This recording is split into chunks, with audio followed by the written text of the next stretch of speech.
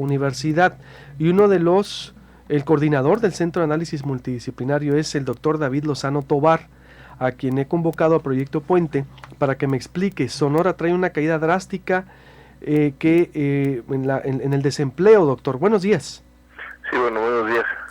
¿Frente a qué estamos? ¿Cayó el desempleo en Sonora por los mismos efectos de la reforma laboral? ¿Y cuál es el porcentaje que traemos? Bueno, o sea, se debe, no solamente en el caso de Sonora, el país ahorita está en una situación muy peculiar. La tasa de desempleo, y para que el público que su radio escucha pues conozca lo que estamos nosotros haciendo, el desempleo a nivel internacional hay dos formas de medir. Una es como lo establece la Organización Internacional del Trabajo, es decir, con parámetros internacionales de cómo se debe medir el desempleo, y otro es como lo ha establecido un poco el INEGI o el gobierno mexicano. Si usamos la metodología que utiliza el INEGI para medir lo que es el desempleo, INEGI reconoce que México no mide el desempleo, lo único que mide es la desocupación, es decir, la población que tiene por alguna u otra condición, está disponible, se encuentra solo con algún trabajo eventual, o de repente llega a tener trabajo o no lo tiene, ¿no? Y la tasa de desempleo se mide a nivel mundial y se pide por la OIT y todos los organismos que se miden el desempleo para medir no solamente qué personas no tienen empleo en el último mes o que aunque lo buscaran no lo encontraran. Esto significa que la contracción de la economía a nivel nacional se está empezando a ver en varias partes del país, es decir, no es solamente que haya mayor número de personas que están buscando empleo y no lo están encontrando. En el último trimestre, y de acuerdo a los datos que nosotros hemos visto de la Encuesta Nacional de Ocupación y Empleo que el propio gobierno mexicano publica, y usando la metodología que se utiliza por la OIT, o sea, México tiene una tasa de desempleo del 14.9%, mientras la que reporta el INEGI es del 5.2%, o sea, si hay una diferencia diametral.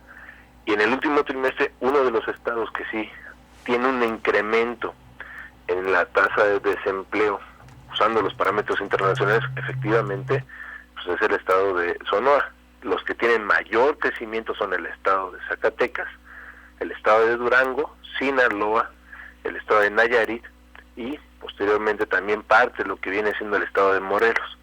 Sonora tiene un comportamiento del 17.3% por las siguientes razones. Uno, se está viendo afectado el problema de la generación de empleos producto de la falta de crecimiento que se tiene en la economía, y esto sí ya está empezando a golpear no solamente a Sonora, sino a varios estados del país que anteriormente no estaban teniendo un crecimiento en la tasa de desempleo, y esto es un síntoma de los problemas que se tienen de crecimiento económico. No se ha llegado a las expectativas mayores al 3% del Producto Interno Bruto, y quienes lo resienten son los productores, son los industriales, son los propios comercios, y en consecuencia posterior son las personas. Es decir, si no se vende o no se está produciendo lo que se necesita, pues no se contrata el mismo número de personas, ¿no?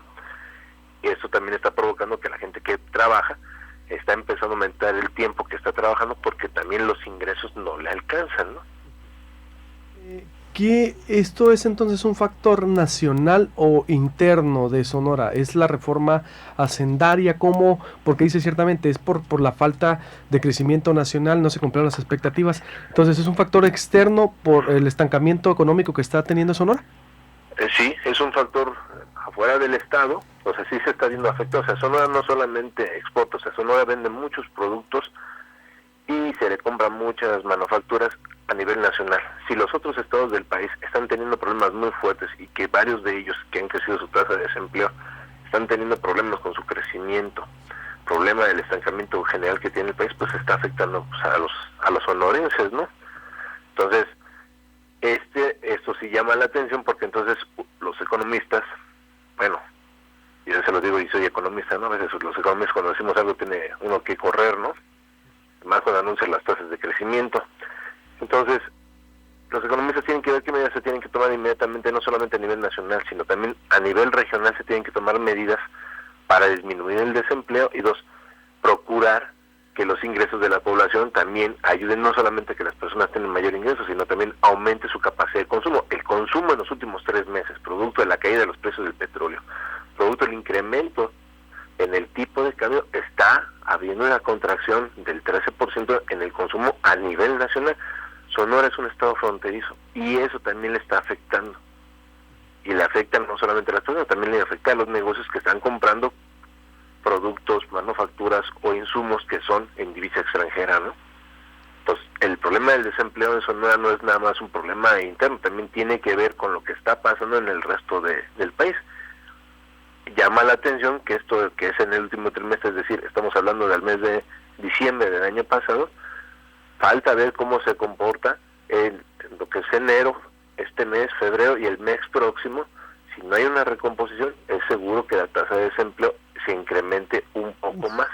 A ver, y todo el mundo pues, sabe perfectamente que el secretario de Economía, David Garay, ha anunciado que va a haber una serie de recortes al presupuesto, pero también implica que va a afectar a los estados de la República y no solamente a los gobiernos, también va a afectar a sectores productivos, los cuales le venden al gobierno federal y a los gobiernos locales. O sea, estamos frente a un proceso de contracción. La consecuencia que va a traer de manera natural es un incremento en el desempleo, un incremento en la desocupación, y eso es lo que se debe de tratar de evitar, ¿no?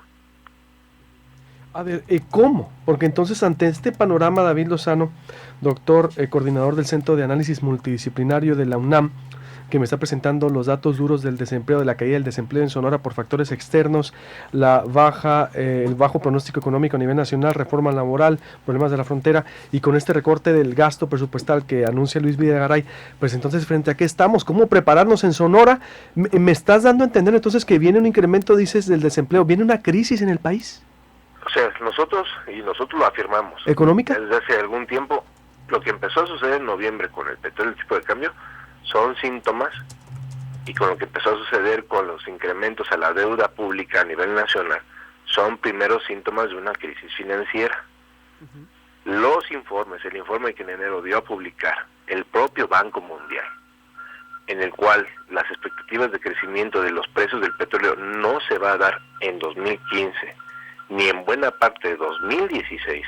Entonces tenemos un escenario en el cual el gobierno va a tener menos recursos, muchos programas de infraestructura, muchos programas de mantenimiento, programas públicos, algunos no se van a realizar, otros se van a postergar.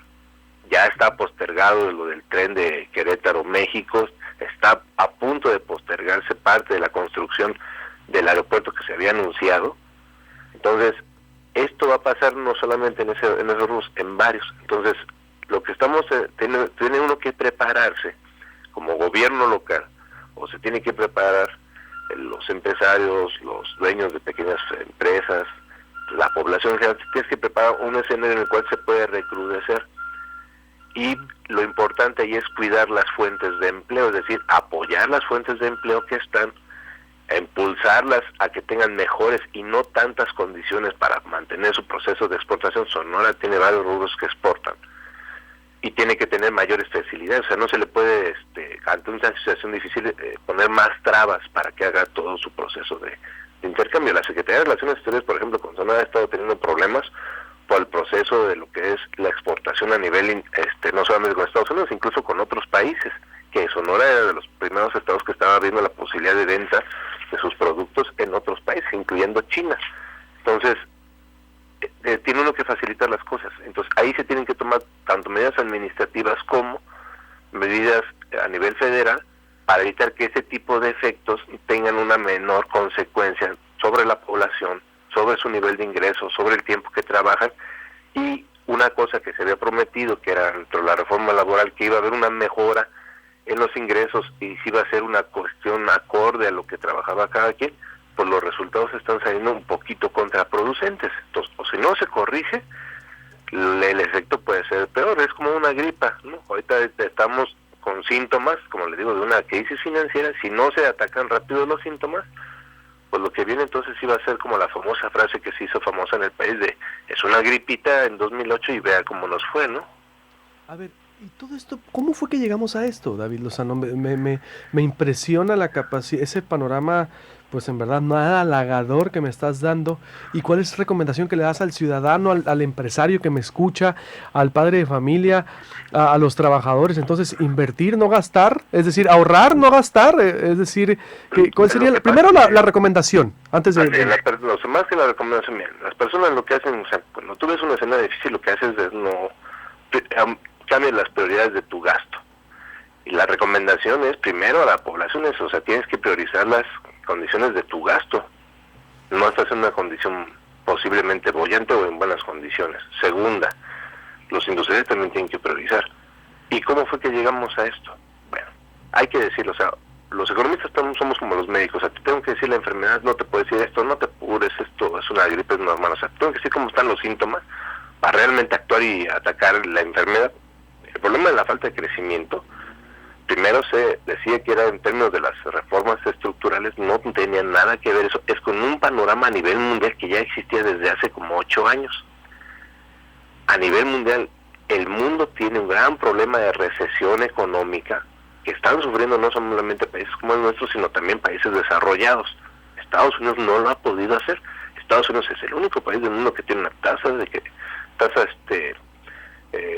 crédito prácticamente en cero, estable a nivel mundial, cosa que teóricamente no se puede hacer en la economía, pero lo está haciendo y está afectando a muchas otras economías.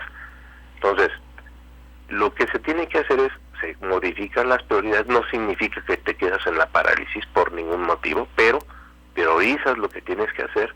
Dos, aparte de lo que vas a priorizar de tu gasto, lo que tienes que empezar a hacer pues, es cuidar la fuente de ingreso, que es la fuente de empleo, y cuidarla no es solamente llegando a tiempo, o sea, cuidándola es, se le tiene que apoyar a los pequeños, a los medianos empresarios, que es donde está el grueso de la población, porque es el primer sector que ante un escenario que se está viendo muy afectado a nivel mundial, puede tener los primeros efectos negativos. Entonces tienes que cuidarlos como un niño. Se está empezando a enfermar de gripe, pues hay que cuidarlo, no lo puede dejar uno ahí y hay que se quede. Entonces ahí entra lo que usted bien menciona, que es ¿qué sucede? O sea, ¿cuáles son los impactos que tenía la reforma hacendaria? Se decía, bueno, no se va a cobrar más impuestos, pero el problema es que cobró de los impuestos al sector que sigue pagando el peso más fuerte del pago de los impuestos a nivel federal, pues siguen siendo las personas que con todo su esfuerzo ponen su pequeño negocio, ponen su pequeño comercio, tienen su pequeña fábrica, y sigue habiendo un problema de evasión fiscal. Aunque se ha aumentado la recaudación, ha sido la recaudación sobre todo de personas físicas, no de personas morales, y ese es un problema. Es que la recaudación de las personas morales no aumenta y que hay grupos muy grandes de empresas y demás que están evadiendo, o en algunos casos, y esto le va a sonar conocido, bancos que se van, o dueños de bancos que se van con los recursos de los ahorradores y de algunos gobiernos locales. Pues entonces, ¿qué vamos a tener que hacer? Pues David, tienen que ser reformas que se apliquen en los hechos, o sea, que se hagan explícitas, no que sean en el papel.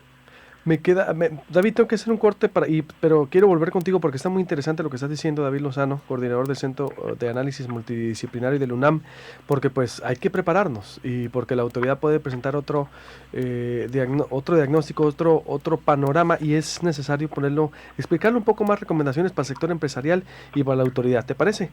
Me parece bien. Corte y vuelvo, está más que interesante esto. Ojo, lo que viene si no nos preparamos. Escucha. A esta valoración económica que hace el Centro Interdisciplinario del UNAM, nada halagador lo que me está diciendo lo que viene. Ojo, por el contexto internacional hay que decirlo, sí, por el panorama local, sí, por el contexto internacional, por la situación nacional, y que va a afectar y está afectando a lo local. Para concluir, David Lozano, y pedirle explicación del secretario de Economía que está escuchando, te estaba escuchando, él es egresado del UNAM también. Entonces, ¿qué recomiendas para hacer énfasis al empresario que nos escucha, al pequeño, mediano, grande empresario y al trabajador, sobre todo, por lo que viene? Sí, bueno, mira, incluso ahorita yo le voy a dar un dato que vamos a dar a conocer el día precisamente de hoy, que usted va a tener la primicia, que tiene que ver precisamente con el problema del endeudamiento federal y los endeudamientos locales. O sea, las prioridades tienen que ser sobre todo para el pequeño y mediano empresario en términos de las prioridades, es decir, cómo se debe de cuidar la fuente de trabajo, principalmente no solamente para los trabajadores, sino también como parte de lo que es el ingreso de los sectores productivos del país. Esa es una cuestión fundamental y prioritaria. Entonces, eso tiene que ver con también cómo se está haciendo la política de manejo de crédito a nivel nacional. Y un dato que ahorita lo voy a mencionar es los gobiernos locales y el gobierno federal en los últimos años ha incrementado su endeudamiento público de manera espectacular. Es decir, de 2008 a 2009, por ejemplo, se incrementó la deuda del sector público que era para infraestructura, apoyos que se prometieron no solamente a productores, sino a sectores económicos del país, incluyendo los servicios, se incrementó un 66.2%, y son datos del propio gobierno federal. El asunto es si esos apoyos llegaron realmente a los sectores productivos del país.